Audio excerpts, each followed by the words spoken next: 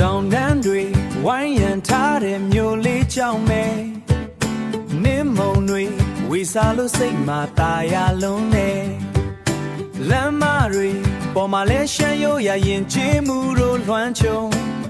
နှွေးထွေးတဲ့အပြုံးတွေနဲ့ဧည့်သည်တွေကိုကြိုဆိုတောင်ပေါ်ဒေသရဲ့အေးမြတဲ့လေညင်းကသဲဆောင်လာတယ်ချစ်ချင်းမြတ်တာတွေနဲ့ပြည့်နှက်နေတဲ့ကြောင်မဲမြို့လေးစီကြောင်မဲမြို့လေးကိုလာခဲ့ပါရှမ်းအိုးစီတန်တွေကသင်ကိုချိုနေတယ်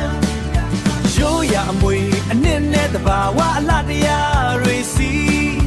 လွတ်လပ်ပေါ်ပါစောနဲ့အလေတစ်ခေါင်းလာခဲ့ပါ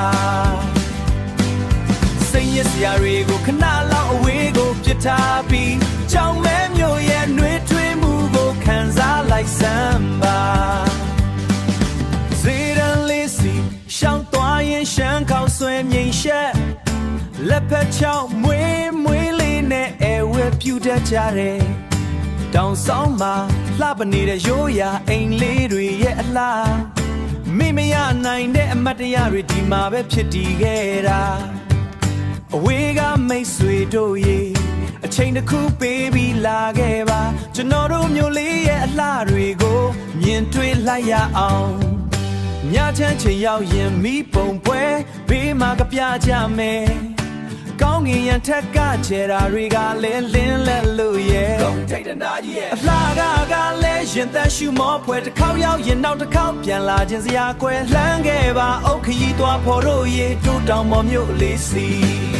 ကြောင်မဲမြို့လေးကိုလာခဲ့ပါရှမ်းအိုးစီတန်တွေကသင်ကိုချိုနေတယ်ရိုးရအမွေအနှစ်နဲ့တဘာဝအလှတရားတွေစီလွတ်လပ်ပေါ်ပါစောနဲ့အလေတစ်ခေါင်းလာခဲ့ပါစိတ်ရစရာတွေကိုခဏလောက်အဝေးကိုပြစ်ထားပြီးကြောင်မဲမြို့ရဲ့နှွေးထွေးမှုကိုခံစားလိုက်စမ်းပါနင်းမြူတွေကြားကကြောင်မဲမြို့လေးနှွေးထွေးတဲ့အပြုံးတွေနဲ့အမြဲတမ်းစောင့်ကြိုနေမယ်လာခဲ့ပါကြောင်မဲမြို့လေးစီ